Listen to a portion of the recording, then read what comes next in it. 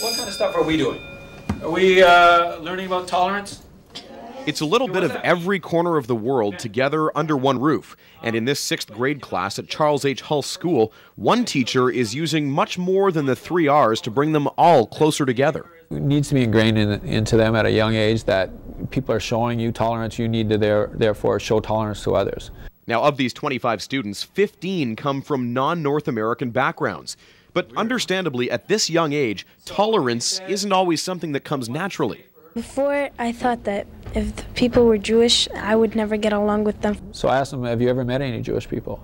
And they said no. And I said, well, you can't dislike someone, and you can't dislike a race of people if you've never met them. Mr. Mascoe decided to make character education a much stronger part of the curriculum. Now, what Mr. Mascoe did is he really thought outside the box here. The first thing he did was he brought an actual Holocaust survivor right here into the classroom to speak to the students. He says it gave them a whole new appreciation of history and culture. The next thing he did was he took it a step further. He formed a formal partnership between his class and students at a local Jewish school.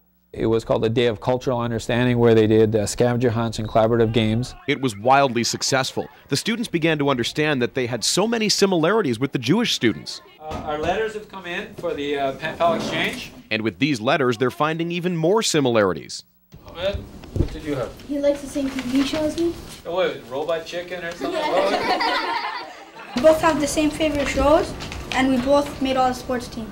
We both love hip-hop, same music, and she likes to dance and run like me. Okay, good. I know. So, are the students learning? Why don't we let them tell us? It doesn't matter what your background is.